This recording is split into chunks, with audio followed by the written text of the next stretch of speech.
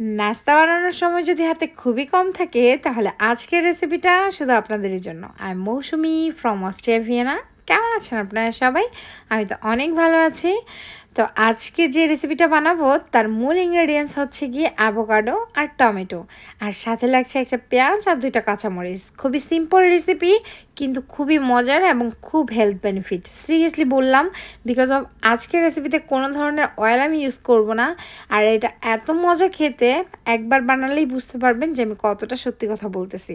তো তার জন্য টমেটো আর সব বাকি উপকরণগুলো আমি ছোট ছোট পিস করে কেটে নেব। এখানে আপনারা যতটা ছোট করতে পারবেন তত মজার হবে খাবারটা। তো আমার দ্বারা যতটুকু সম্ভব আমি ছোট করে নিয়েছি। এখন আমি সবগুলো একসাথে কেটে একটা বোলের মধ্যে নিয়ে নিব। আর বলে রাখা ভালো, এখানে আমি আজকে কোনো ধরনের অয়েল ইউজ করব না, যার জন্যই এতটা হেলদি আজকের রেসিপিটা। তো আমি এটা বোলের মধ্যে নিয়ে নিলাম। এখন কাঁটা চামচ দিয়ে আমি জাস্ট একসাথে মিক্সড করে নিচ্ছি। তার মধ্যে লাগছে আমার একটু সাদা লবণ লাগবে, আর লাগবে হচ্ছে একটু বিট লবণ। এখানে চাইলে আপনি অবশ্যই দিতে পারবেন টেস্টিং সল্ট, বাট আমি দেই নাই। তো এখানে হচ্ছে গিয়ে সাদা লবণ আর বিট লবণ দেওয়ার পরে আমি দিয়ে দেবো একটু গোলমরিচের গুঁড়া। আর ওই সাইডে দেখেন আমার দুধ চাটাও রেডি হয়ে যাচ্ছে। তো আমি এখন দেখলাম যে কাঁটা চামচ দিয়ে যদি আমি হচ্ছে কি মিশানো চেষ্টা করি তাহলে খুব একটি স্মুথ হবে না। দ্যাটস আমি হাত দিয়েই ট্রাই করলাম এবং সব মেখে এক সাইডে রেখে দিলাম। এখন আমি করব রুটিগুলা একটা স্যান্ডউইচ মেকারে, রুটিগুলোকে আমি জাস্ট বেক করে নিব। আর এই কাজটা আপনারা অবশ্যই একটা যে কোনো প্যানেও করতে পারবেন, একটু গরম করে নিলেই হবে।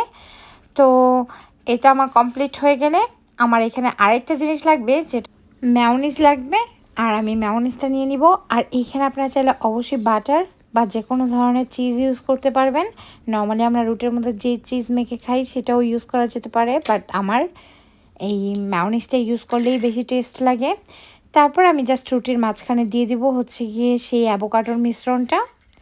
খুবই ইজি একটা রেসিপি। তো আমি মাঝখানে কেটে নিব। তো এইভাবে আস্তে আস্তে আমি প্রত্যেকটাই করে নিব।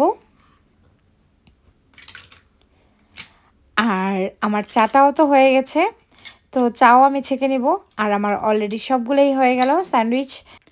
চাটা দেখে আমার খুবই লোভ লাগতেছে, মনে হচ্ছে এখনই আমার আরেক কাপ চা চাই। যাই হোক, তো আমি চাটা এখন ছেঁকে নিয়ে তারপর আমার হাজব্যান্ডকে চা আর স্যান্ডউইচ সার্ভ করব। যেহেতু তার পছন্দের খাবার, আর আমি যখনই তার পছন্দের কোনো কিছু তার সামনে নিয়ে দেই এটা আমাকে খুবই খুশি করে।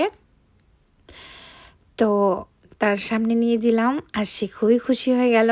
আর সবথেকে মজার ব্যাপার কি জানেন, আমার মামুনি কিন্তু অ্যাভোকাডো খুব পছন্দ করে, আর ওর সব হেলদি হেলদি খাবারই খুবই পছন্দ। তো আজকের রেসিপিটা আপনাদের কাছে কেমন লাগলো অবশ্যই কিন্তু কমেন্ট করে জানাবেন। যদি ভালো লাগে তাহলে অবশ্যই আমার ইউটিউব চ্যানেলটা সাবস্ক্রাইব করে দিবেন, আর ফেসবুক থেকে দেখে থাকলে ফেসবুক পেজটা ফলো করে দিবেন। Thanks for watching my video.